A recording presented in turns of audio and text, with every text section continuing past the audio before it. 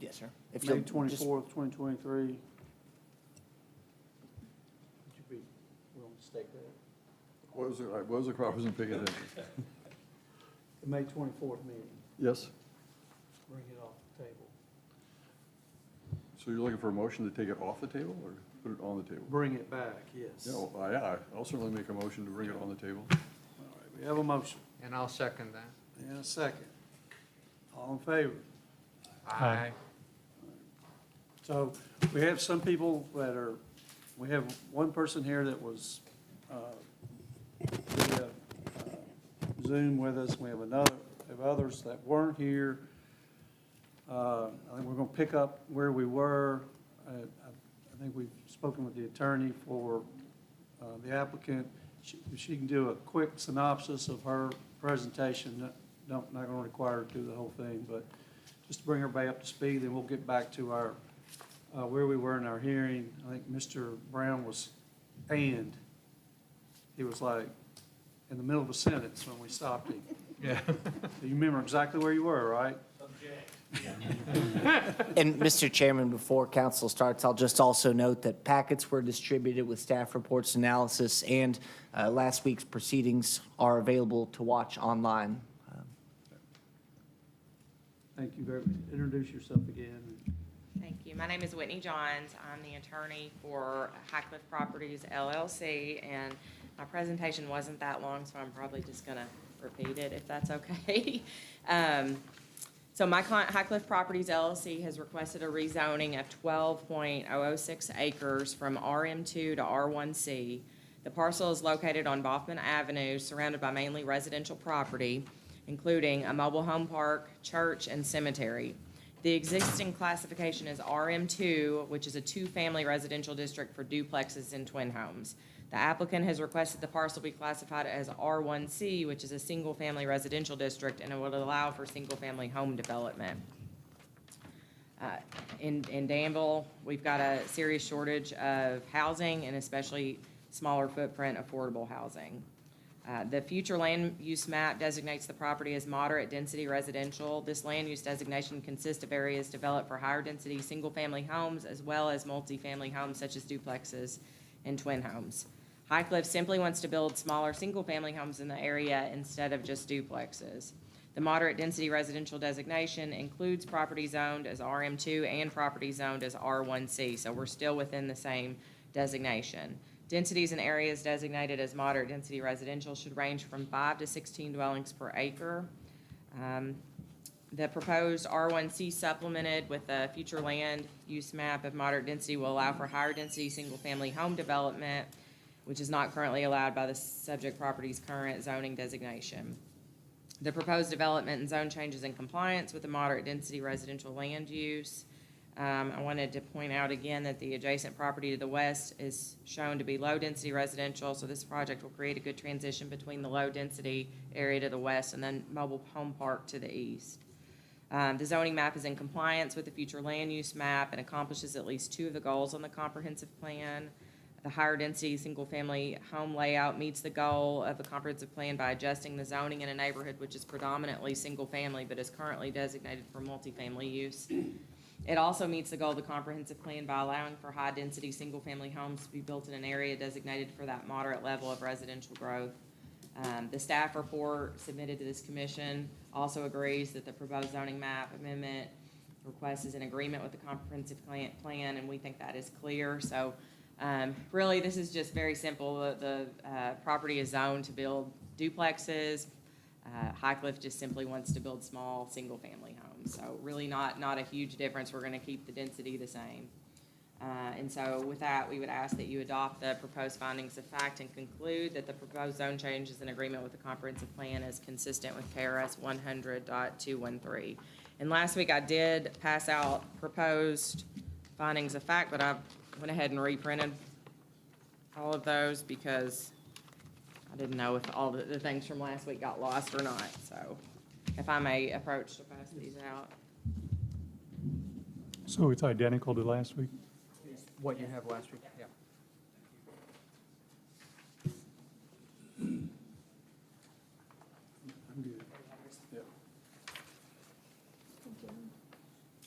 I've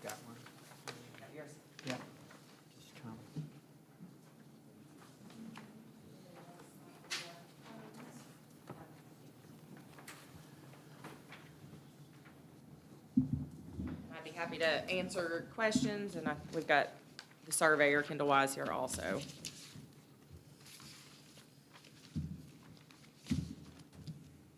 Anyone have any questions for the applicant? Okay, not seeing any questions, we will proceed where we were, which was we had, Mr. Brown was, we asked if anyone wanted to speak in favor of the zone change, and at that time, Mr. Brown came forward, so if we can, we'll go back to that. If you want to come forward, please, sir. Restate your name and address.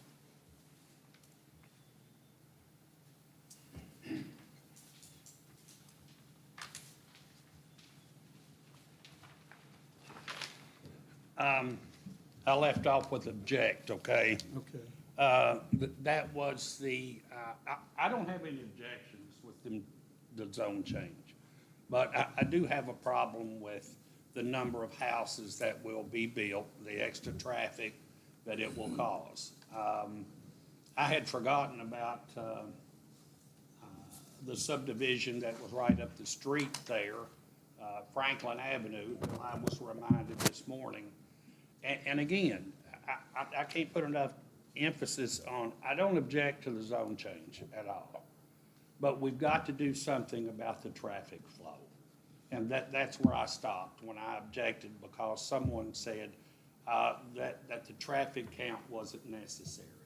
It is necessary. What aspects of the traffic flow are you concerned about? Baughman Drive, or how it comes back into 4th Street, or where we at? Hoffman Avenue seems to be the cut-through from the 150 bypass and on to 127. By doing that, people can cut out the busiest intersection, I guess, in town.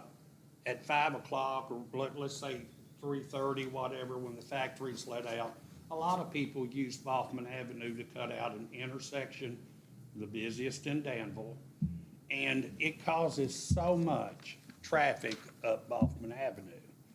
And to put another 100, 150, 200 houses up there with the traffic is just, I mean, you know, and I respectfully request that this board request a traffic count. It's just now with the rock quarry down there, the block plant, all the big trucks use that to get where they're going, to and from. Well, And that- there's too much traffic for Hoffman Avenue. That's a really low speed limit on that street. But, okay, but nobody observes that speed limit. And, I mean, it's I-75. And if you don't have a turnaround in your driveway or in your yard, you don't need to back out on, I mean, it'd be like backing out on 127 out in, you know, before you get to the shopping center. And people, it's dangerous. And we're gonna even create, this is not a bottleneck, this is a funnel out there where everything is funneled right down Hoffman Avenue.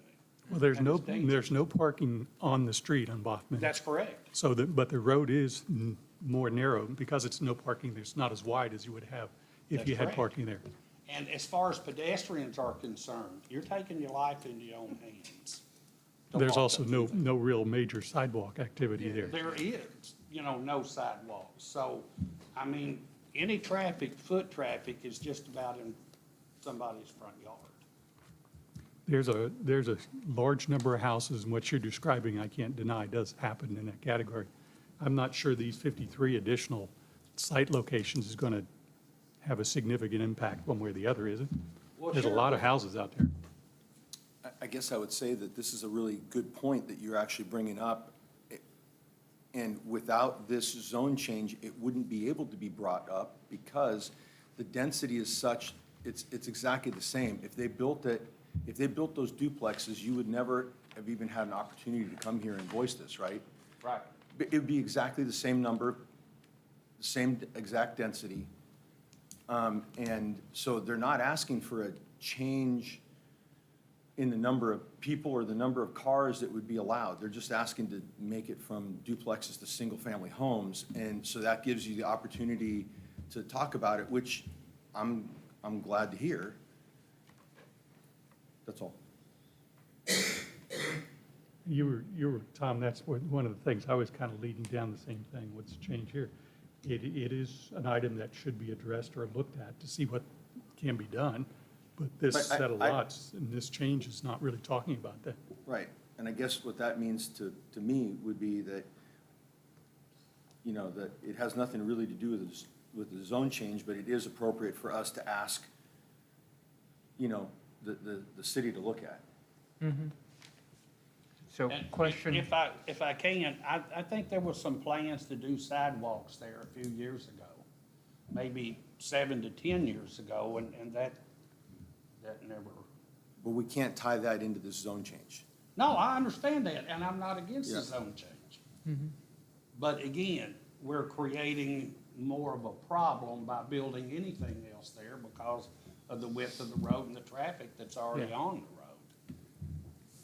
so how, question as the new guy, how would we take on as a board to notify the city that there's a problem? It's not our problem, right? I don't know that we could do that. I wanted to make a clarification. In my staff report, I wrote it up as there was 46 units going in. I misread the conceptual plan when I was looking at it, but with 58, the planning commission does have the discretion to require a traffic impact study if they want. I think it's something to think about because the density is not changing here, so there's a question of validity of whether we need it or not, but that's something that the planning commission and the city engineer can talk about and discuss. I don't think it's necessary for the zone change. It might be something that we would look at when we start actually getting to the subdivision stage of this. But as far as for Baughman Ave, there's not much we can do. What a traffic impact study could potentially show is that there needs to be a turn lane. So they would need to widen where the entrance is to the subdivision, but that would probably be the most that the traffic impact study would show. And I'm not even sure with 58 units, if that would even, if it would even pop up as being a need or not. I'm not But sure. it may trip, I don't know. My guess is that there's probably some number, a meta number, that wouldn't necessarily be for that unit there, but it would be for the whole road. Yeah, I mean, it looks at, and I'm not an engineer, I'm probably not the one that should be trying to explain this, but it looks at level of service for Baughman Avenue. Adding 58 units, frankly, I don't know that it would impact significantly the level of service there. I'm not sure if Kendall wants to talk about this more than I do, but. Okay. Yeah, I think his point, though, is that it's already a problem. Yeah. So, you know, Right, and Commissioner, to your question, we can weigh the wisdom or even the impact of doing this, but we could add just a statement to our findings of any kind of recommendation we make about this zone map amendment, and just make a statement about existing problems and a request that those be considered and looked at by city personnel. that makes Yeah. sense. Yeah, Okay, and thanks. It wouldn't be mandatory, it would just be our suggestion. A suggestion, thank you. And I think it's very important to keep in mind that this is currently zoned RM2. We're not going from like an ag to a residential zoning district. They could put 58 duplexes on this lot right now if they wanted to. So that's why I say it's important to keep in mind the density is not changing in this scenario with this zone change. Right. It's just really the style of development. They'd rather do single-family homes than duplexes. Can I get a clarification? You said they could put 58 duplexes. Well, sorry, 58 units, so it'd be, what's the math on that? 29 Okay. duplexes, yeah. 58 units would be the amount, yeah. Any, But again, I'm not objecting to the zone change. Okay, I'm for it, but it's the traffic that's causing the problem. Well, I appreciate you pointing it out. So I would recommend to you, sir, that you bring this up at city commission Okay. when it comes time, because they have to look at this. if and Or- when, What's that? if and when. If This- and when. The city commission won't have a public hearing on this, so Okay. they use our record. so they won't open it up for public comment. They will make the decision on the zone change, but this is the time to make comments. They use our record. So basically, we're saying we're not gonna do anything. Is that what we're saying? No, No. you can talk to your commissioner, and that commissioner can lead some, that's where it goes, unfortunately. We have, no decision's been made right now. We're in public hearing and discussion understand. of this matter, but, anything further you want to add? I know that the Dohertys have some, questions about water runoff, but I think that, can I? If Well, you, right now, we're in the. Right, Yeah. We're in the speaking in favor of okay. part, and then we'll go to the speaking All right. of the other. Thank So, you. thank you. Anyone else want to speak in favor of the zone change? Not seeing any. At this time, we'll open up the floor for anyone who wants to speak in opposition of the zone change. And if you come forward, state your name and address, and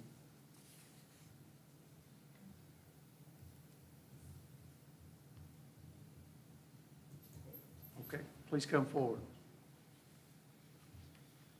Hi, my name is Glenda Darty. I live on Spearminute, which is off of Baughman. I've been there for 56 years. My husband's been there longer than that, because he grew up on Baughman. And Ronnie is right, you know, the traffic is terrible, terrible. And I'm not objecting to the subdivision part, but my thing is the runoff, which I'm not really familiar with any of that. You know, I'm not against it, I just don't know what they're saying, because it's gonna come across our land. And the other part is where I seen where they were backing a piece of the road up to our fence, which, I'm gonna put this, that land won't be sold. It goes to my kids and kids to grandkids, because it was part of Kenny's dad's place, was Spearminute Farm, before any of this was out there. You know, so that's, you know, it's not that we object to a lot of things, it's just that, you know, I'm really concerned about some of this stuff, especially the traffic, and what about the drain off? I mean, I don't know anything about this.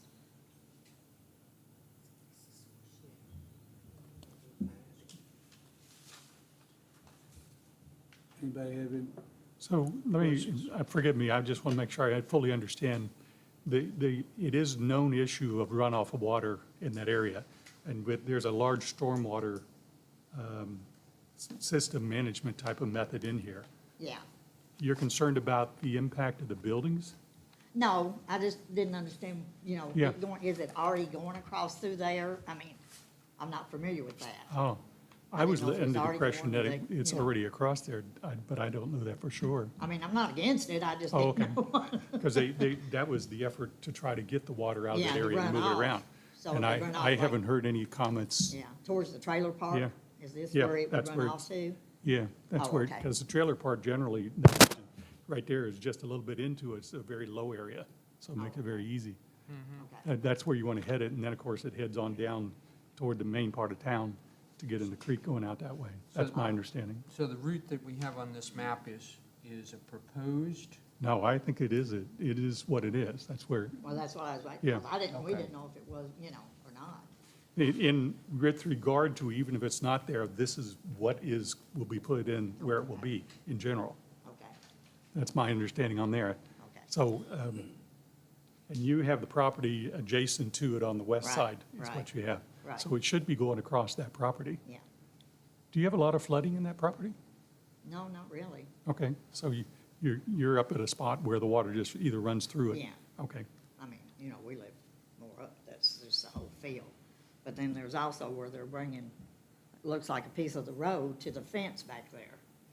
And they had mentioned last week about, you know, and all I can say is that's gonna be a waste for them, because that property won't be sold. That's just, yeah. so I mean, I- that's up to them, yeah. but that's all I got to say. No, I think that's pretty interesting. Okay. If I can add to her questions there, that they had asked me about the water runoff. It's a natural runoff now, but I know they were concerned and expressed that to me. Well, if High Cliff has to come across their property for water runoff to add culverts or whatever, will their property be put back in the way it was or better than before? That's something that they will list to me. I mean, it's natural runoff now. So if it causes a problem, I know that Kenny had told me that it stayed wet down in the bottom there. And of course, this is to the east. It shouldn't affect them because it's gonna be flowing towards the east, west to east. Yeah, I guess what I was hearing is our attorney referred to putting in just recommended issues and concerns about their property, certainly identifying the effects of the stormwater and the flow activity, because it's an existing condition. Right. By putting it in the plat and on the way it rolls, it's recorded as such. We can recommend it as that, but we really can't guide you at this level one way or the other.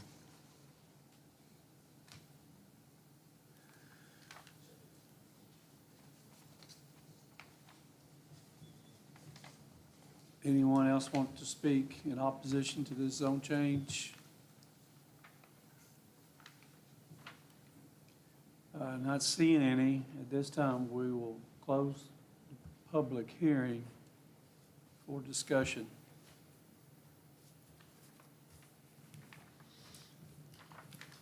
Mr. Chairman, I think I heard, just based upon what our attorney recommended, the idea of adding, these are existing problems or conditions that we've noted during the conversation. Just when we get ready to put a motion, I'd like to attach it to there.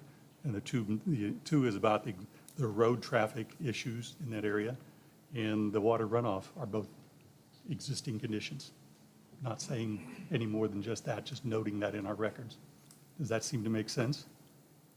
That's what I'm hearing. I think that, Mr. Attorney, is that satisfactory if we do something like that, add those two comments when we get ready to do a motion? I think this can be kind of a test balloon. We can send this up and see what kind of response it gets, and that'd be Okay. a fine thing to put on a motion.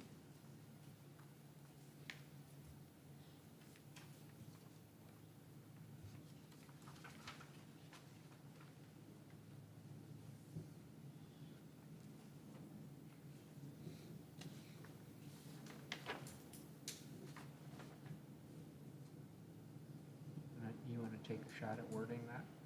Oh, yeah, I don't mind. If you're ready, I don't mind making a motion and put it. I'd like to make a motion to the proposed zoning map amendment, and it's based upon the testimony and documents presenting this hearing. The proposal map amendment is in agreement with the findings as required by KRS 100.213. And the dots that I'll add with that has the fact that it is, the map amendment is in agreement with the adopted comprehensive plan.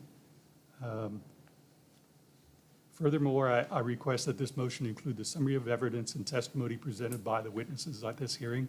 And these include the observations, the discussion around existing conditions or problems that were discussed, one being the road traffic conditions and the other being the concerns around water runoff, neither of which, in my case, continue with the approval on here.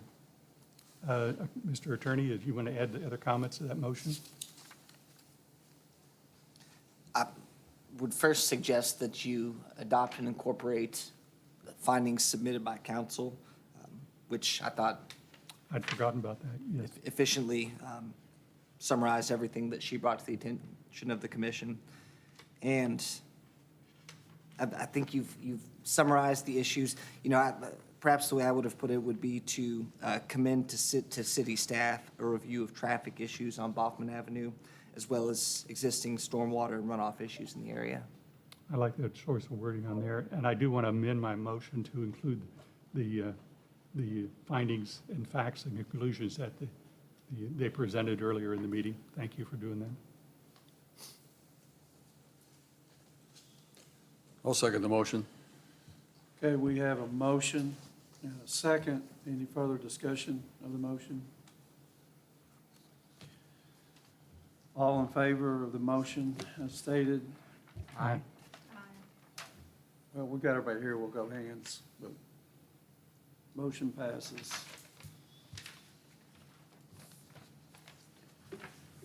Okay. Next, Thank you.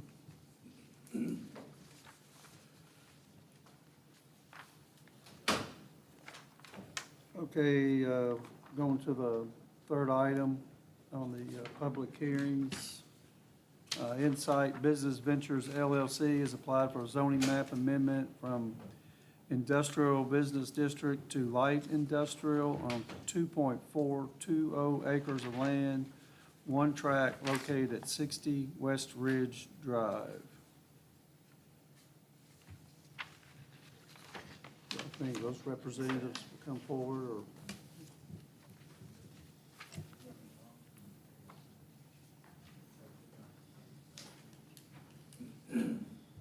state your name, please, and address. Yep. Good morning, I'm Brian Zakowski. Address is 1061 Reaver Ridge Drive in Danville. And the property currently, about 60 to 65% of it has a 10,000 square foot retail space on it. And what we're hoping to do is subdivide that lot, break it off, and with the intention of putting in roughly 5,000 square foot brick exterior commercial space, which would be available for retail or professional use. Can I say a few things?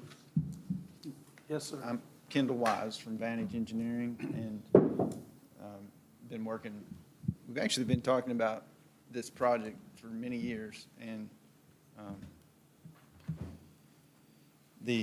as a surveyor, the issue that we came to when we got real serious about doing this project was that we could not subdivide the property. The minimum lot area for zone IBD was a big, I think it's 5 acres or something. So the smallest lot you can create in that zone was like 5 acres. And so when you look at the lots on that street, you know, those lots aren't even 5 acres. So the land use zone, light industrial, is a similar type of land use zone in terms of its definition and the uses that are allowed in it. And it allows us to create the smaller lot. So the goal is to continue to have the magic carpet business that's on the property now, but we're going to create a second building with a new business and have it being located on a separate lot. So nothing's changing with the existing land use. The new building would be a similar commercial type of land use, commercial/industrial. And but again, it's the primary purpose of us asking for this zone change is to get it within a zone that allows us to create a smaller lot. And like I said, the IBD zone is a comparable zone to light industrial, and so I think that both agree with the comprehensive plan or the future land use map, and so we're not really similar to the last zone change that we just went through. It's not a significant change in anything other than the title of what the zone is. So if you have any other questions about the building and or what they intend to do with it, you know, we'd be glad to answer any of those questions. But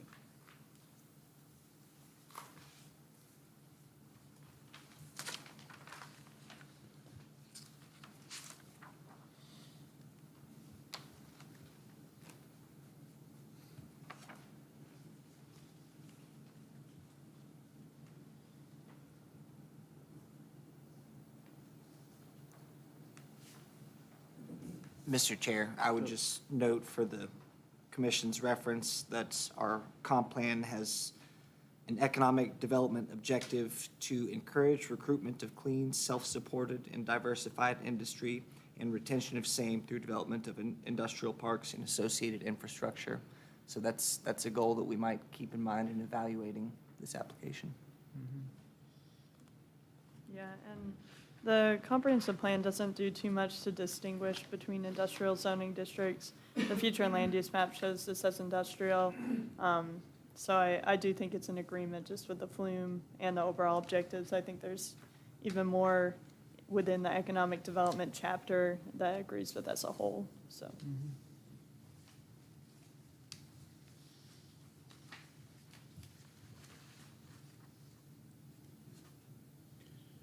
Oh, okay, any questions for the applicant? Okay, well, this time we'll open it up for anyone who wants to speak in favor of this zone change. Please come forward.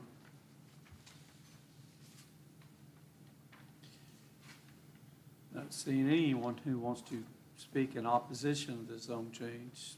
Please come forward. Okay, not seeing any. This time we can close our public hearing and open it up for debate.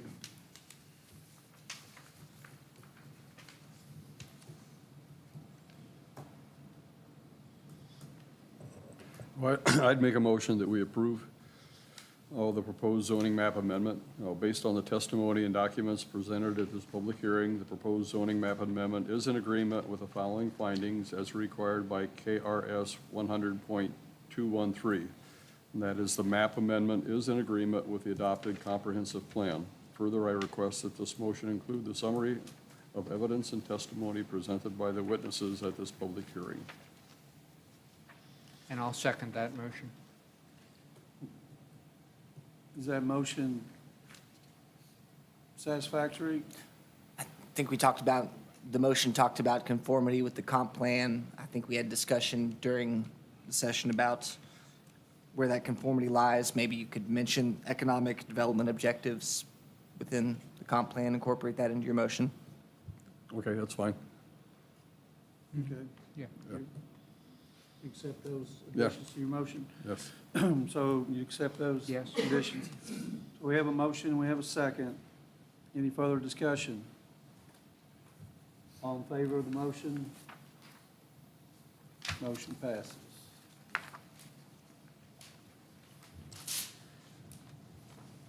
All right. Next, public hearing.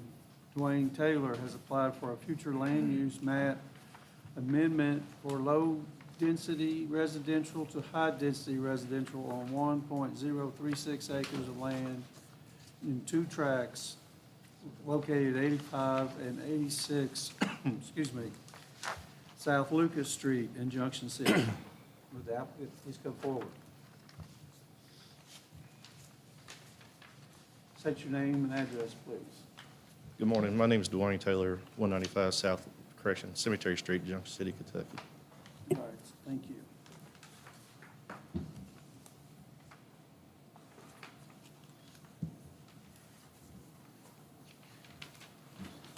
State your case, please, sir. What I'm wanting to do is, on both properties, is change it from residential to where I can do multiple family. I guess I'm saying this correct. I'm new to all this here, to be honest with you. I'm wanting to put some apartments in, single, one-bedroom apartments in, on both properties. I've talked to the people around me, joining properties, and everybody seems like they're pretty in favor of it, and I feel like that we really need more apartments, and especially what I like to try to do is get it for their elderly people, and I feel like that this is a good way to start off with trying to do.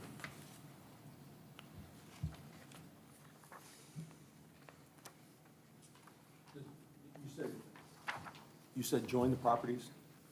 I talked to the neighbor and property owners and stuff right there. Oh. And See, I'm sorry, I heard you, I thought I heard you say join, and you said adjoining.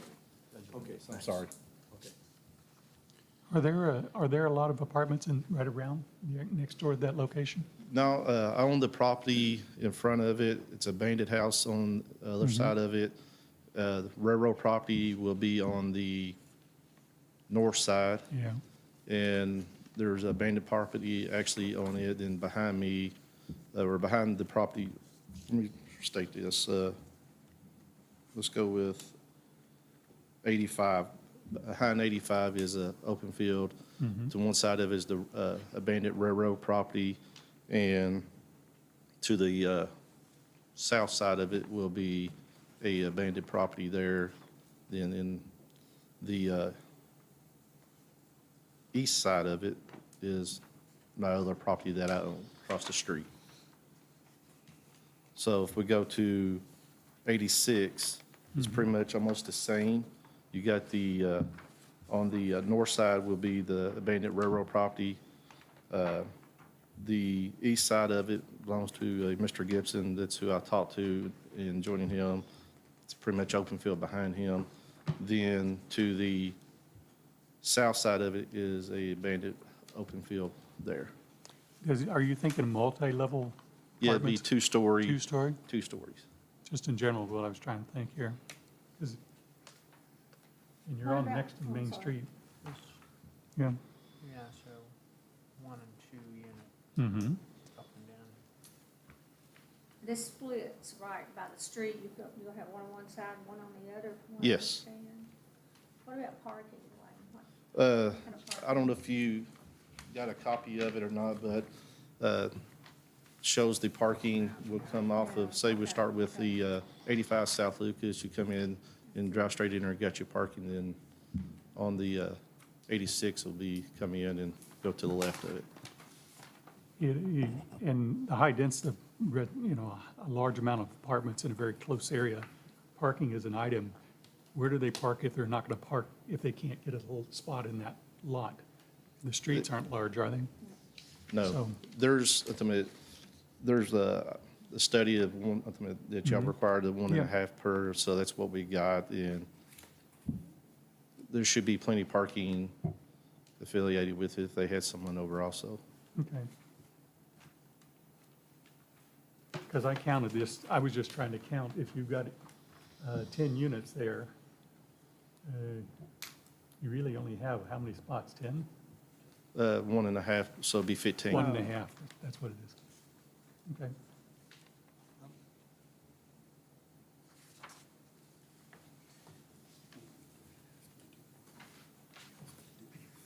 Yeah, no.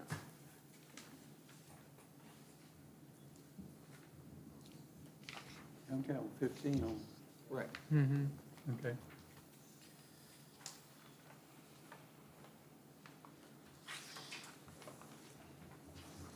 Looks like it'll turn out very well. Okay, so what we're addressing now is a future land use map Mm-hmm. amendment is what is before us at this time. Mhm. Yeah, what the comp plan asks you to look at when you're considering the future land use map amendment is what the surrounding area is like and whether this is in compliance with what's around it. Mr. Taylor kind of explained what you see, I mean, to the north. Obviously, the downtown is kind of right here. It's more commercial to the north. And then it's primarily vacant or single-family residential to the south with the abandoned rail line just adjacent to it. But this would obviously be a big step up to multifamily residential, but it is close to the downtown. There's not a lot of multifamily housing in Junction City, so. And, yeah, Just some that's what I factors think to it's nice, consider. the fact it is on that side of the town. So Mhm. it, even though the railroad tracks kind of define how big it is in that direction. I think it's a nice spot. Yeah, and it really almost has more of a feel of industrial, kind of storage area out here by the abandoned rail line. Mr. Taylor, you don't have any concern that this project is going to be a burden on infrastructure like water, sewer, stormwater? No, I contacted the city of Danville and asked them about the water and the sewer, and they told me everything should be good. Okay. And impacts on other community services, first responders, schools? You don't think this is going to dump too much population into an area that can't handle it? No, sir. Okay. Ms. Rita? Now, you presented this before the Junction City Council. Yeah, I just brought it to show everybody, let them know that Okay. what my plan was to do before I brought it here. I agree, it's much needed, but Will there be an office on site there to? Yes, I plan on, actually, sorry, I get it mixed up, which one? The 86, I will have an office in it. Actually, there will be only 9 apartments there, sides 10, because I'm going to turn one of them into an office. That way, if somebody wants to come in and make a payment or whatever, or keep some tools there in case something that needs to be fixed, that we got a little bit there to go with. Any other questions for the applicant? Thank you very much. Thank you. At this time, anyone wants to speak in favor of the zone map amendment? Please come forward. Anyone wants to speak in opposition of the zone map amendment? Please come forward. At this time, we will close the public hearing. Discussion. I think Ms. Rita's words were this is much needed, It's much needed, yes, and for housing, yes. that's all I need to hear from you. I think it's in a good location to the downtown. To It'll look downtown. fine. People can walk to Yeah. Suites by Cindy from there. True. I am concerned about the abandoned railroad property, because the city's having a lot of problems keeping it maintained. The railroad just doesn't. And that would be an eyesore for your apartments if they don't maintain. So maybe City it would be trying a to, good but thing, yeah. on a totally different track, is the city trying to do anything with that to gain that property back? Oh, yeah, well, they've tried to buy it, they've tried to, Lee Okay. said they've tried to just keep the track to open, crossings open, it's been a problem, so it's their problem. Yeah. Okay, we'll entertain a motion if anyone wants to bring forward a motion. To approve other future land use based upon testimony and documents presented in this public hearing. Proposed preliminary as method directives to amend the preliminary outline of chapter 9 of the comprehensive plan. Further, I request that this motion include the summary of evidence and testimony presented by the witnesses at this public hearing.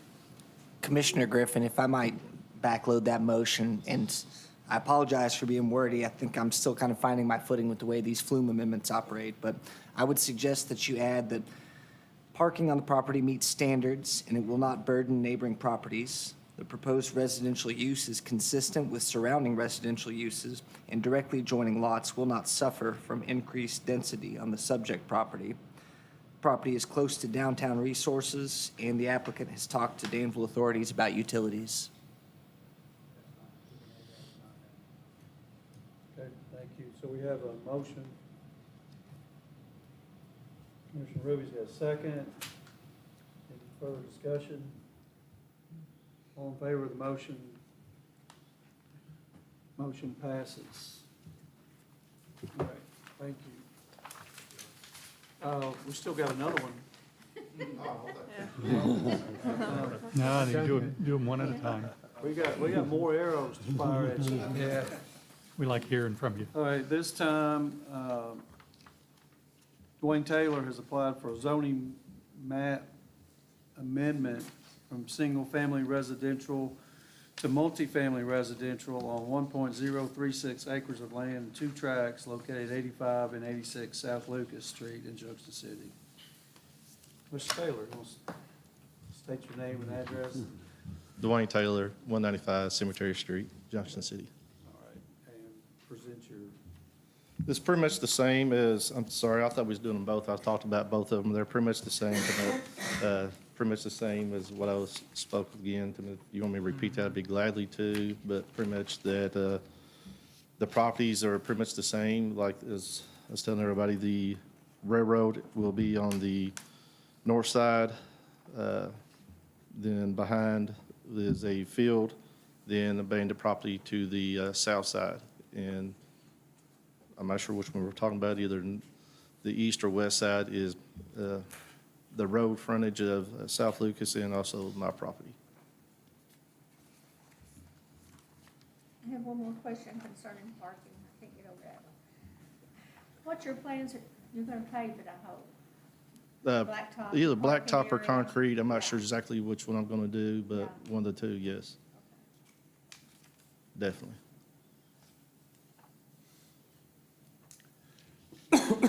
Any other questions for the applicant? Thank you. And again, we'll open it up, the hearing. If anyone wants to speak in favor of this zone change, please come forward. Anyone who wants to speak in opposition to this zone change, please come forward at this time. Seeing none, we will close the public hearing and open it up for discussion. Mr. Chair, there's significant staff analysis in the staff report, which would offer robust support for a motion. Thank you, Counselor. So at this time, we entertain a motion. So I'll make a motion to approve the proposed zoning map amendment based on the testimony and documents presented in the public hearing. The proposed zoning map is in agreement with the following findings as required by KRS 100.213. The map is in agreement with the comprehensive plan and supports the objectives as noted in the staff report. Thank you. Any additions to that motion? No, sir. All right, thank you so much. We need a second. We have a second on the motion. Any further discussion? All in favor of the motion, please raise your hand. Motion passes. Thank you. You can leave now. Thank you. Good luck. Thank you. Thank you, Mr. Taylor. All right. W. Patton Hahn, agent for Vertical Bridge, has applied for the 195-foot monopole telecommunication tower installation on 5,625 square feet of leased acreage of land located off Highway 2168, Merrick's Junction with Harrisburg Road. I think we have Mr. Hahn on Zoom. Can you hear us? I can. Can you hear me okay? Yes, sir. You sound very good. First of all, I want to appreciate y'all for graciousness of allowing me to appear by video.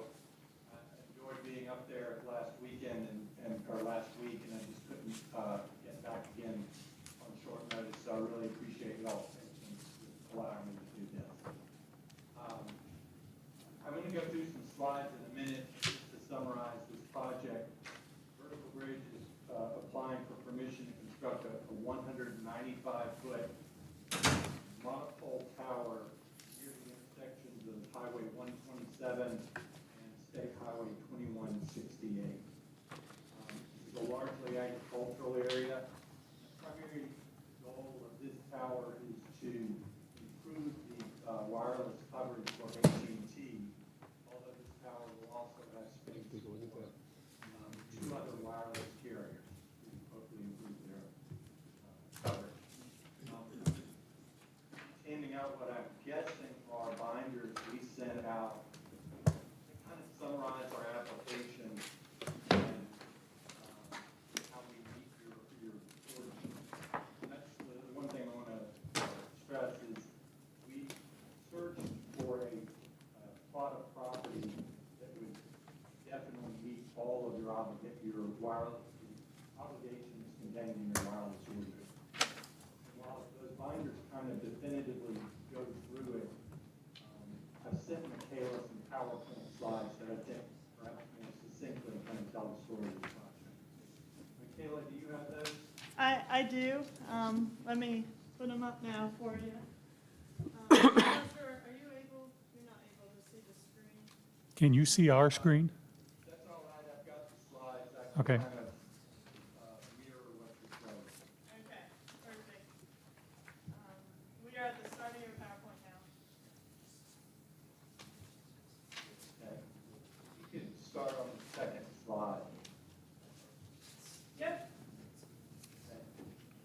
Originally, this is the search ring that Vertical AT&T gave Vertical Bridge 5 I'll get to kind of the coverage goals and the existing coverage in a minute. But Vertical Bridge was unable to find a site in the search ring where the property owner was willing to lease the vertical bridge, where the site was buildable, or it met all of your obligations, or the requirements of the ordinance. So ultimately, Vertical Bridge moved to a site slightly southeast of the search ring outside of it, that still meet AT&T's coverage. If you could go to the next slide. Yep. I better do that too. So ultimately, this is the site where the Vertical Bridge proposed to build, or is proposing to build. It's slightly outside of that, but also one of the benefits of this site is that it's farther away than existing residential development. I think the closest residential development here is approximately 3/4 of a mile northwest. Caleb, if you can move to the next slide. Yep. If you have any questions, I know we'll have questions. If any questions come up while I'm going through these slides, and if you think it'd be easier, feel free to stop me and I'll try to answer them. Can you go back to that last slide? Yes. Is that next to the, is that a railroad track? Yeah, that's. Right. It That is is, the that's the railroad. Where the railroad track crosses 2168. Yeah, 2168 Harrodsburg Road. Never mind, thank you. Okay, we're on the next slide now. What this map shows is, it's called a radio frequency propagation map. What it shows is AT&T's existing coverage in this area. And what the blue color means is generally that is what you call outside service. You'll have reliable outside service. If you move indoors, you're not going to have good coverage. And you'll have slower speeds, poor calls, drop calls. And, you know, the standard that AT&T and other wireless carriers attempt to provide to customers is reliable indoor coverage, because most people use their phones all the time inside. And as you can see, in this area, there is the poor indoor coverage. The red areas are where you're going to have very fine coverage. For example, you can see up to the north, I believe that's the river, very poor coverage. Not uncommon in places like that, you have poor coverage. So the next slide, Michaela. Yep. So this is what AT&T is proposing to do to, once they build this site and it comes online, you have very reliable indoor coverage all in throughout this area. Kind of match those areas to the north and to the south in the city where you already had good coverage, and provide kind of good coverage all along Highway 127. Next slide, Michaela. Yep. So what this map is showing is how AT&T's existing sites currently work. And you'll see that, for example, there's a site in Danville that is red that kind of sends a signal north. And when it kind of, the farther along it gets, you can see it becomes cloudy and kind of spotty. What that means is when you're in those areas, your coverage is going to be bouncing from tower to tower. And you're going to experience gaps in coverage, drop calls, slower wireless speeds. And then if you go to the next slide, Michaela, Yep. you can see that what this site would do is provide a clearer kind of base upon which the wireless signal would be transmitted. Next slide. Yep.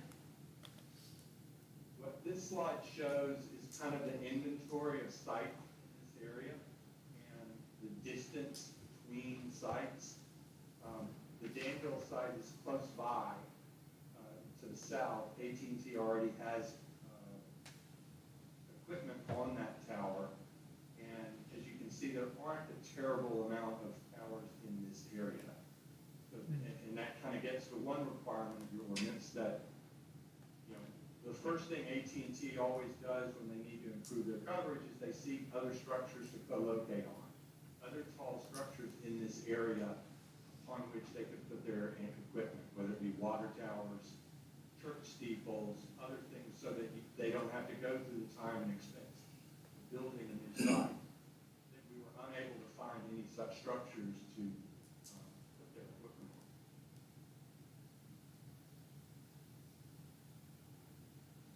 on. Next slide. Yep. This also kind of shows, this is simply an inventory of existing towers we were required to submit as part of the application process. And it shows the proposed location in relation to other towers in the area. As you can see, there aren't a tremendous amount of them in the particular area where we're looking to locate. And last slide. Yep.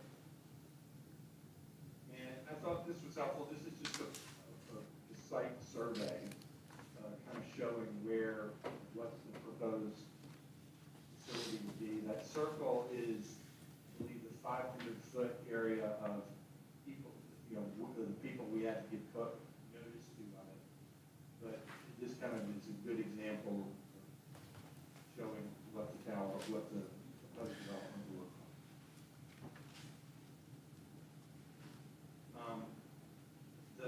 In the binders is the first kind of cover part of the binders is a letter which kind of goes through all of the requirements of the ordinance, all of our obligations that it's approved, indicating how we meet all of those, and that we agree to comply with all of them. That I'll be happy to answer any questions you may have.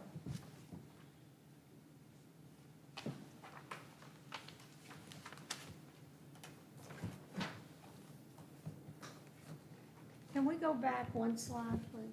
Yep. The tower right out of Junction City, that L, you see what I'm talking about? This one right here. Yeah, it's a fairly new tower, it's been up a few years, but, the servicemen, AT&T servicemen in our area are saying it's not active. Is there reasons that these towers are built and not activated? I can only speak in general, I can't speak to that tower specifically. In my experience, it's very rare for a tower to be built and not activated. A lot of times what happens is towers are approved and ultimately not built, like changes, other construction-related circumstances. Generally, I don't have it in front of me, but generally, if the tower is built and not activated, most ordinances require it to be taken down. Yeah. Michaela would know that. Okay. So how far south are we talking about this new tower? Would it cover the Junction City area? That's what I'm asking. You know, which is south of Danville? It would not. See, we have terrible coverage, no If you go coverage. back to slide number 5. Yes. Is that the before or after coverage? Yeah, it's specifically the after After. coverage. Okay, yep. Before. You can compare and Okay, so contrast. Those are the coverage goals for this one, and they mainly deal with north of Danville. Yeah. Yeah, you're not picking up south of Danville here. Right.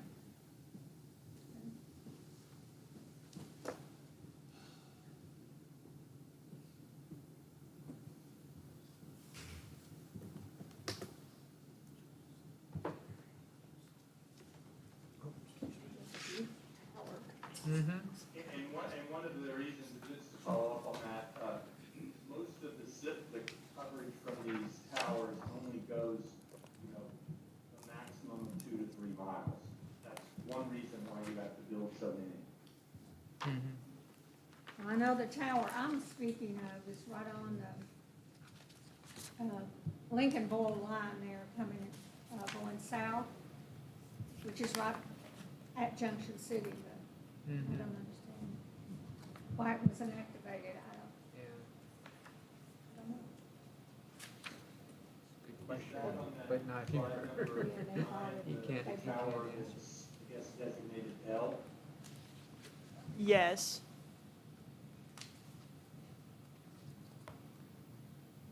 But this tower you're talking about will be active, right? Yes, ma'am. And what's the time frame I mean, once? why do you build them or not? Yeah, what's the time frame between starting construction to completing of a tower typically for this type of tower? How long does that take in months? Obviously, specific cases vary, but I would say anywhere between 6 to 9 months. Okay.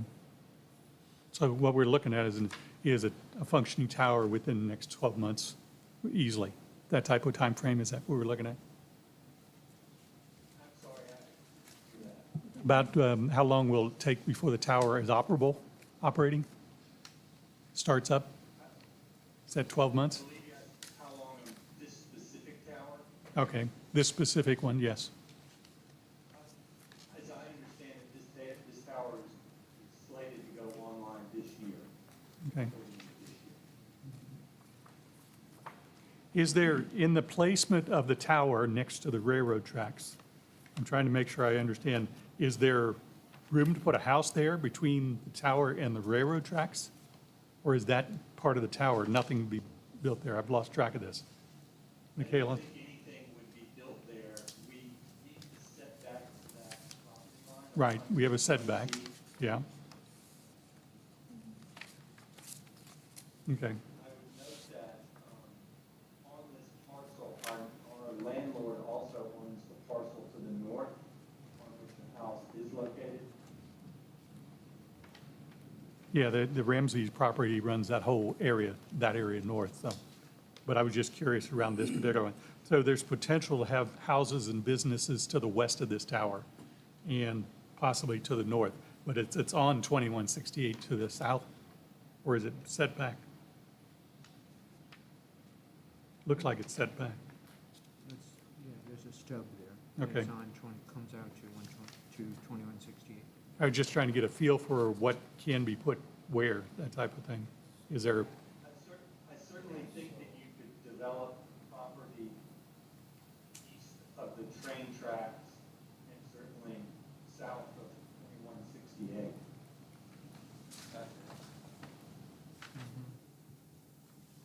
I think you'd have to do some zoning changes among other changes to develop.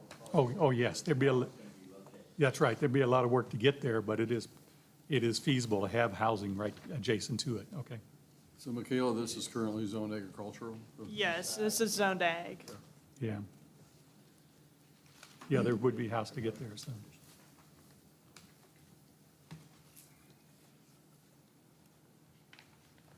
Okay.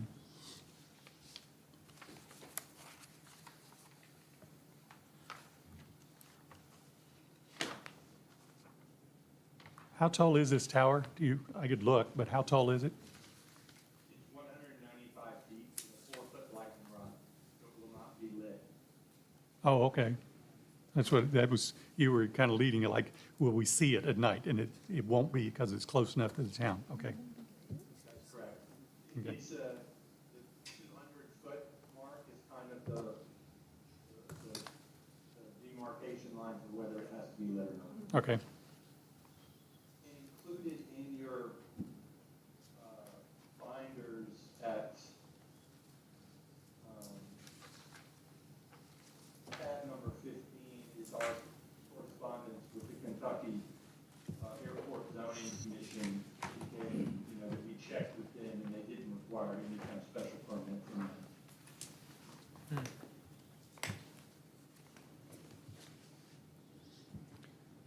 Michaela, do you know what our tallest building in town is? Have any No, idea? I have no idea. The tower next to the hospital area, just south of there, Arnold Tower, is multi-floors, isn't it? Probably 6 stories or something. 6 stories or I don't something. know. I'm not positive. With the number that I heard there, we're looking something 12 13, 14 stories at least. Okay. Yeah, this is a pretty standard height Yeah. for a cell tower, I would say. Okay, nothing, it's right along with the towers that were already built before in the area, it looks like. We don't have height requirements for cell towers in our zoning we really ordinance, don't. so. I was just looking for the annoyance of having a light flashing if you happen to live nearby. Okay. Thank you very much.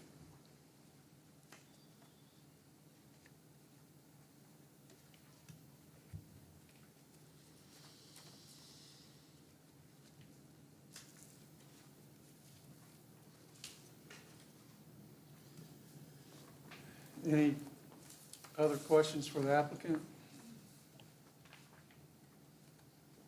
Any other comments from the applicant? No, I just appreciate y'all's graciousness in allowing me to do this.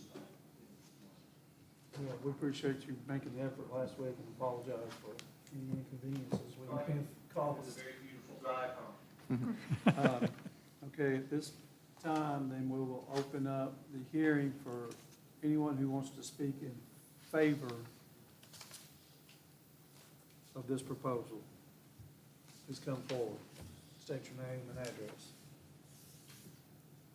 All right, not seeing anyone who wants to speak in opposition. Please come forward, state your name and address.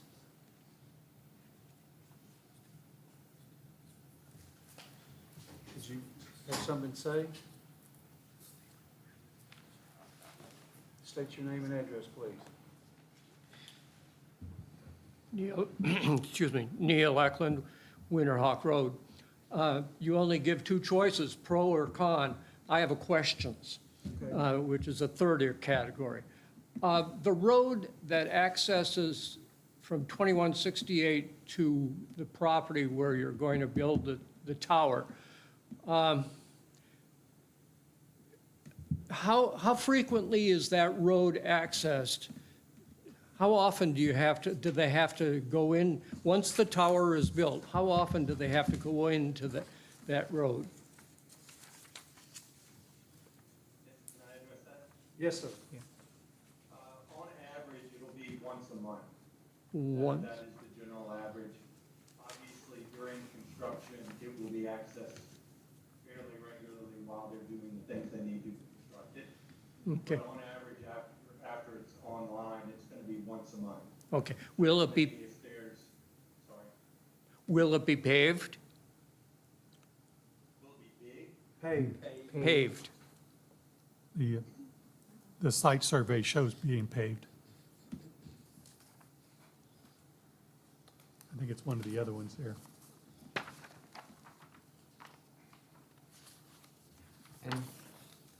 And should we assume that the tower itself is fenced and gated? Is that correct?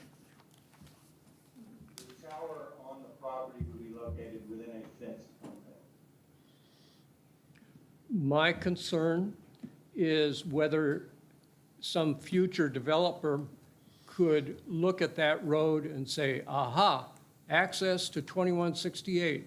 I want to develop the section to the west of that tower. Is there microwaves given off by the tower, for example? These are radio waves that will be in compliance with the FCC's guidelines on such things. So there's a constraint in terms of how close to the tower residential buildings can be built?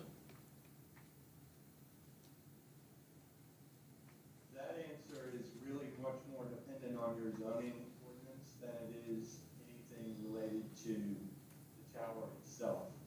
These towers are built, in some cases, very, very close to residential development. And in cities, they're located on buildings that are themselves residential buildings. Okay. Well, no more questions for you, but a request or a concern expressed by me and a number of others is that this road that accesses the tower could be used for future use for development, which is something that Smart Growth Boyle has expressed real concern about development of any nature along 2168. It is supposed to be a bypass, and if you start developing along 2168, all the traffic, all the truck traffic that has been taking advantage of 2168 may very well, depending on how that access is developed, may decide that maybe downtown Danville is the best way to get across from Harrodsburg to, say, Stanford. So this is a concern that we have. Thank you for your time. If I can say one more thing about the vertical bridge only has an easement from its property line to its site. Vertical bridge would not have the right to grant anyone other than that, other than the people who are using its, the road to service the thing, any ability to expand that access. I believe that this was an existing paved drive. It's that there, we it's there already. have use of. That stub is there. And looking at the aerial on, that I had on slide 3, there are already several other kind of cuts from 2168 to the parcel Yeah. and other parcels that have the same issue. I guess I was understanding this paved spot, I think, Dan, you were saying the same thing, exists already, the paved. Right. So you're not adding a paved element, you're making use of the existing one. So it's no different than what it was before. Now, the expansion or the changing is planning and zoning, it'll come back for another public hearing. I mean, for this property to be developed, it would have to go through a zone change. Yes. So right now, it's zoned ag, it's Yeah, gonna remain as You would is. you would see him back here again for a public hearing. Yeah. And it would have nothing to do with the actual people that are leasing the tower. Right. Yes, that's correct. But even then, with a tower like this, there's essentially no traffic. It's one access a month, something like that, is what we've heard. Okay, I think at this point we can close the public hearing. There's no other comment from the public, since there's no public left to comment. So we'll open this up for discussion amongst the commission. Well, thanks to Henry pointing it out, this is really just, according to our law, this is really just a pro forma thing. We're not even, I don't know, he's gone through the law because he has to inform us of what they're doing. I don't know, is it correct, Henry, that we don't really even have approval? Is that correct? Or? Let me comment briefly. These towers are a significant addition to the landscape. I think our ordinance, which kind of mirrors state statute, provides an opportunity for dialogue because they are such significant additions. The statutes create certain requirements, which if met, then we have to go ahead and approve it. If they were trying to disagree with some of these requirements or refuse to take an obvious opportunity to co-locate this tower, there might be room for this approval here, but otherwise, it's kind of a check-the-box situation. And the legislature, in creating these requirements, acknowledged that there's significant federal regulation of these towers in kind of their functional aspects, what effects there are from the towers. We're talking about siting, and if they comply in their application, then it's incumbent upon us to kind of wave them on. Okay, so at this time, we can entertain a motion for approval of the. If you found an aspect in which their application did not comply with, requirements A through J in our zoning ordinance, then that's how you would vote for disapproval, and we'd provide them writing of that. I guess we can, the way it's stated, they've applied for a tower installation, so they've asking. And it still requires a motion for approval. Yeah. So moved. All right, we have a motion. I'll second. I'll Have a second. second. Any further discussion I on would the have a motion? question, have they considered moving it further north? You know, it is gonna affect the vista, so to speak, of what people see from 2168. It's pretty tall. Even moving it north, you might see some of it. You want to address that? You won't see all of it. That's true. I'm just curious. Had to do with I available. believe that one of the there's several reasons you haven't moved it north. Number one, causes more disruption to the existing parcel, and our landowners usually want them closer to the property line so that they can continue to use the other parts of their property. Second, the farther you put it away, frankly, there is a cost aspect to it as well. Also, moving it north, and you can't see it from slide 3, but also moves it further closer to existing residential development. Same way if we moved it south 2168. So it's an imperfect science to try to take into account as many factors as possible. Thank you. Thank you. All right, so we have a motion and a second. All in favor of the motion, please raise your hand. There's 1, 2, 3, 4, 5, 6, 7. Anyone opposed? You got an abstention. All right. Motion passes. Thank you. Thank you. Thank you for your consideration today. Okay, we have a tabled item from April 26, 2023. The Danville-Boyle County Planning and Zoning Commission has filed an application to amend Articles 2 and 4 of the joint zoning ordinance. We need to bring that back. I make a motion to bring a table item back to the committee. We have a motion to bring back the tabled item. Second that. We have a second. All in favor? Ron? Motion passes. All right. Based on discussions from the April Planning Commission meeting, we talked about not wanting to require the attachment. So I pretty much brought the condominium definition back to what we had it before, just updating the reference for the horizontal property law, just taking out the specific aspect of it and just leaving it as KRS Chapter 381. Upon further consideration for patio homes, I think I misunderstood it, thinking that they needed the 20,000 square feet to do 4 units, but I do think that they can actually do it with the 5,000 square feet, so I don't think it behooves us to remove it. I was worried about having confusion over whether I was classifying it as a townhome or a patio home, but I think we're okay. So I put in a definition. I basically kept it pretty similar to what a townhome is. So I added in a definition for that.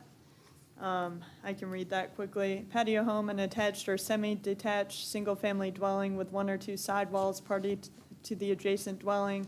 A patio home building includes at least 3 and no more than 8 dwelling units, may be 1 or more stories, and may include a basement. Patio home requires then an adjoining wall. Yes, townhomes and patio homes require an adjoining wall. The only thing that we're looking at is condominiums would not require the attachment.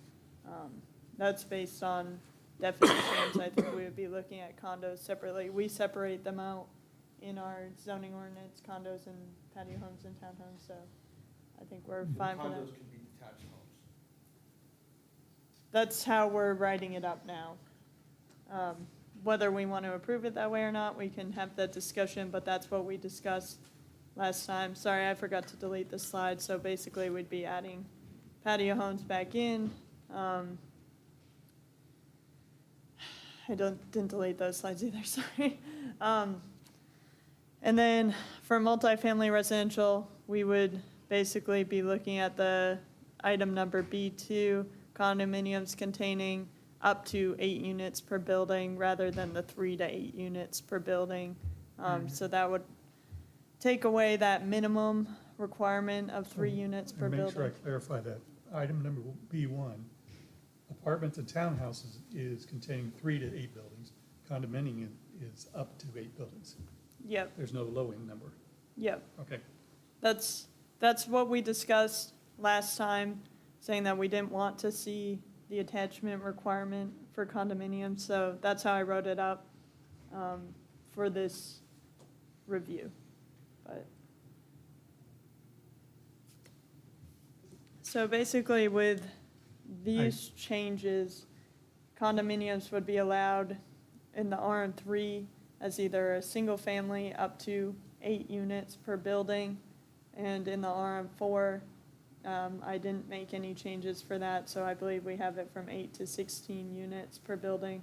We can change that to just do it up to 16, but then we would be looking at only allowing condominiums as detached in the RM3 and RM4. It would remove it from consideration for the single-family residential zoning district and for RM2. By dropping the low end of it, that's what you're doing, is you're getting it out of single family. Yep. Things to keep in mind with this, if we do this detached right now, when we do these detached condos, like for the ones in Shelby Green that we just looked at, we held those to the R1B zoning density requirements. RM3's density requirements are much higher. So you could be looking at a even more dense development than what you're seeing that has that single-family style look, but it could allow for higher density than what we've been allowing previously for this type of construction.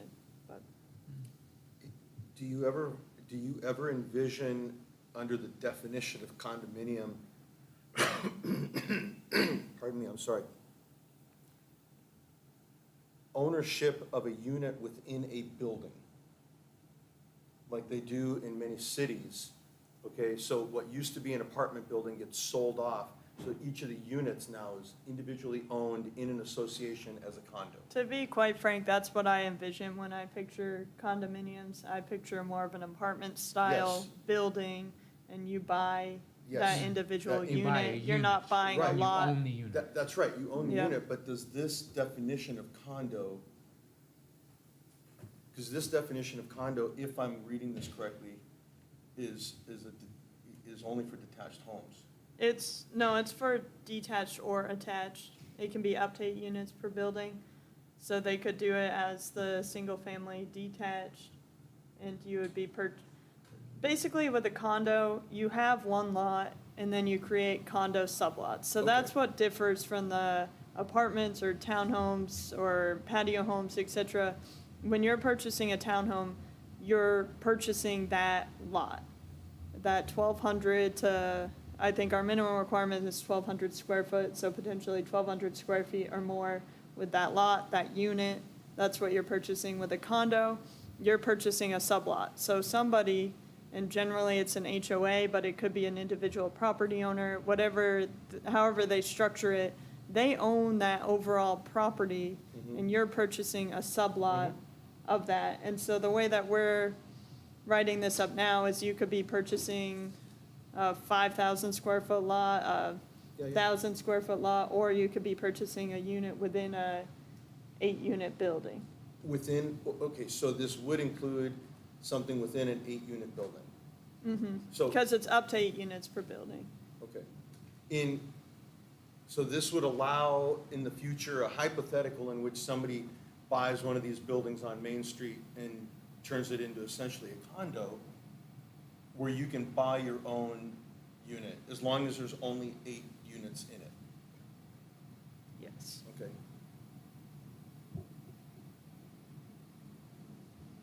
For We're the, saying you can't have more than 8 units. in RM3, that's how we write it up. You can have multiple buildings, but you can't have more than 8 units in one building, if that makes sense. So you could have 80 units out there in 10 buildings with 8 units per building, depending on density. That's what's gonna dictate it is density. In our multifamily zoning districts, you're allowed to have more than one primary structure. That's always been my concern with allowing in the single-family district, is that you're not supposed to have more than one primary structure on a lot. So, My only question would be if it's prudent to leave it this way and then make a future change if necessary, or foresee a possibility of somebody doing a more than 8-unit building in town. As we move forward with the master plan, you know, does anybody understand that question? What I'm saying is, like, do we want to limit it to 8 units in a building? Like, if you have a 3-story building here in town and it's 3 units per floor, that wouldn't be allowed. Are we limiting that, or are we just limited in that particular zone? It's in that zoning district, the RM4, I think it's up to 16 though. Let me double check that. A higher count. Yeah, I It's think still a we still substantial limit number. it. And there is a limit that we do, just not building anything bigger than that. The only reason I brought this up is so that we don't have to make another change in the future. When you get to buildings that would be tall enough. to Right, put no, I'm just 16 in. thinking Okay, of something existing yeah, in so town. we We have don't 3-story buildings here in town. And if somebody was to buy one of those and try to make it into a condo, somebody looked at this years ago into making, you know, a condo on the 3rd floor of the Hub building. But they're a Yes. different zone, and Right. it's a different. But I think they're understand held that, to but I'm R3. just asking if we would have to make this another No. change in the future. No, but if it was zoned RM3, then it's limited. If it's zoned RM4, it could have more. Okay. Yeah, but it's That's- 8 or greater in Okay. RM4. But for central business, for your example of downtown, we hold it to RM3 standards. So it would be held to this 8 So we would unit have to have maximum. So hence my question, that's exactly why I was asking. Because we can foresee, we're already foreseeing that this would be something that we would hope that somebody would do in town here, or at least allow to do in town. And that's a central business. And I guess what I'm getting at is somebody would have to come and ask us to amend the zoning ordinance again in the future, just for that particular zone. for that particular zone. Right, which Yeah. they have to Well- do anywhere for any particular zone that's not zoned for what they Or- want. Yeah, but I mean, I think at that point, we'd probably want to look at just allowing RM4 density requirements, because we don't put a cap Yeah. on density.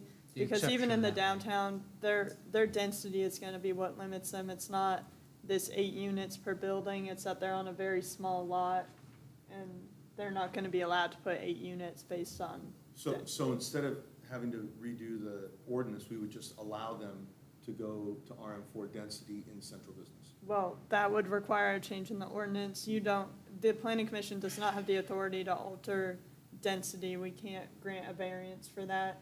So if somebody comes in and the lot size isn't big enough and they're only allowed to put 3 units on, that's the most that we can allow unless they go through a zone change.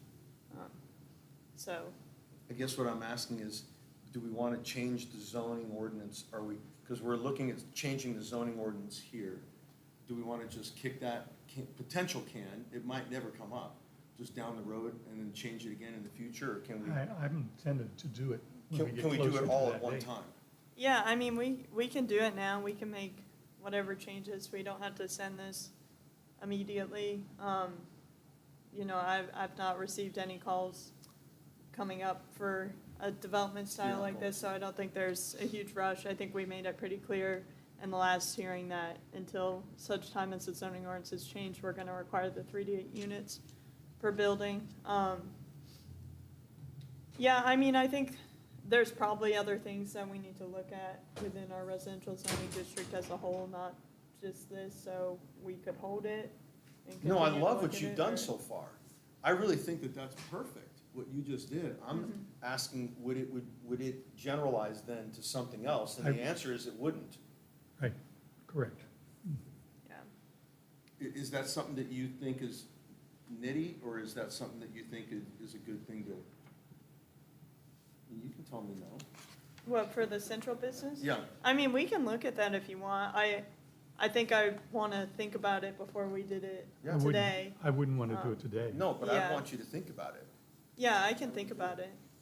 Because I'd like to do this all at once instead of piecemeal. Yeah.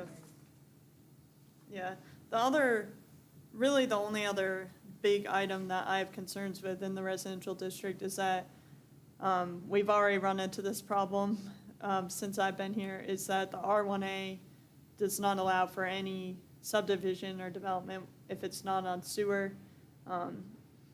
And I think it's a big problem in the county that we have a lot of area that's zoned R1A.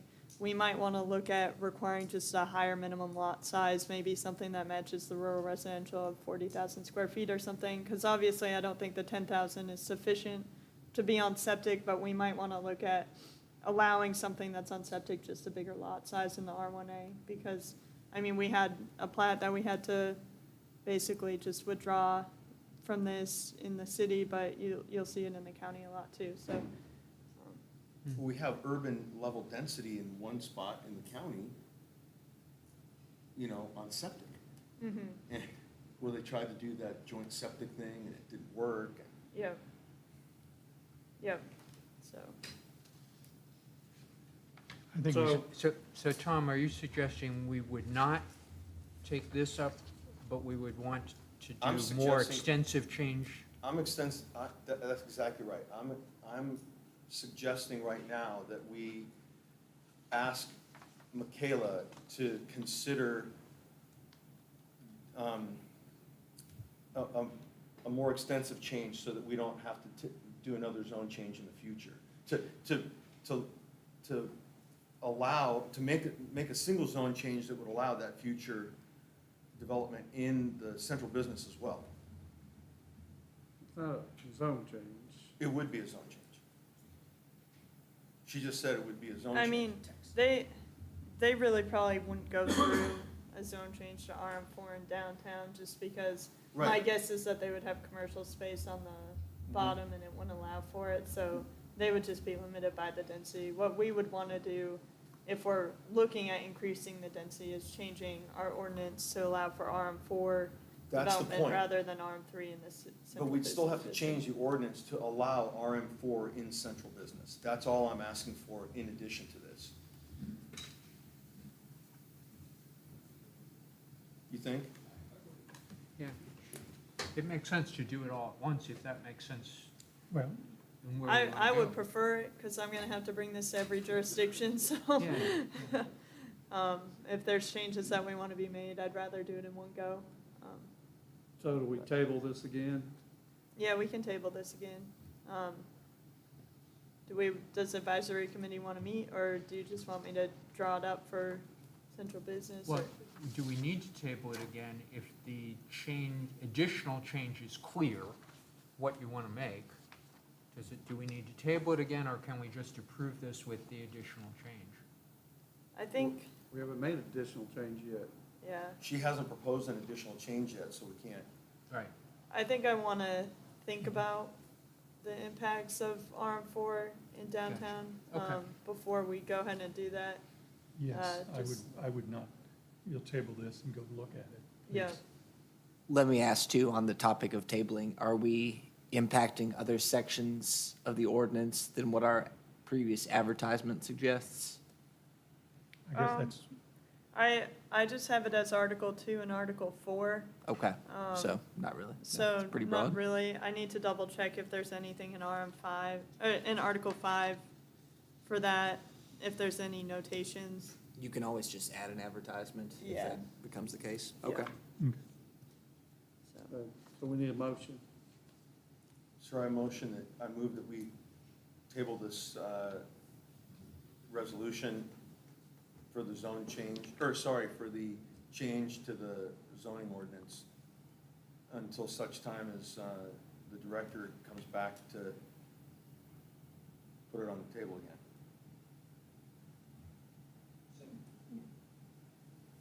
All right, we have a motion and a second. Any discussion? All in favor of the motion? Motion passes.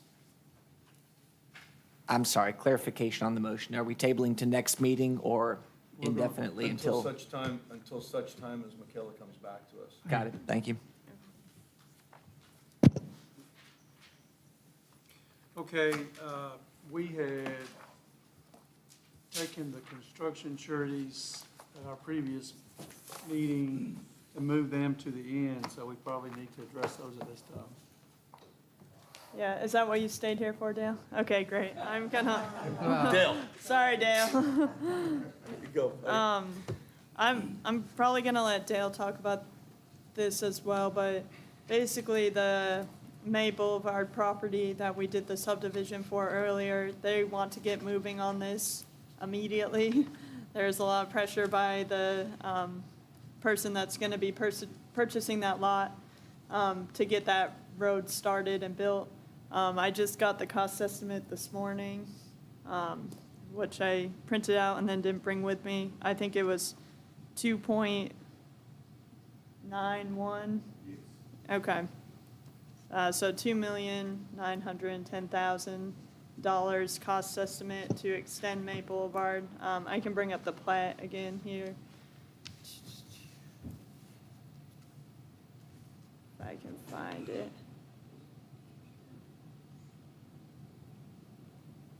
Okay, here we go. So Lowe's is here, May Boulevard ends right here. We approved this plat on May 24th for this future public right-of-way. So this is what we're looking at for this surety.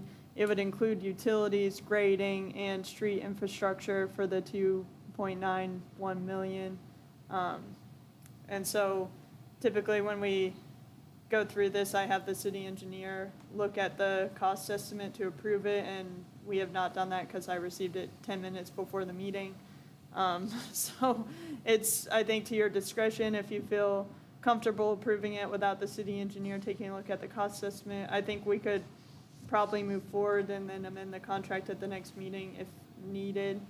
Typically, Josh approves it as is, but if for some reason he feels there's a change needed, or we can just postpone it.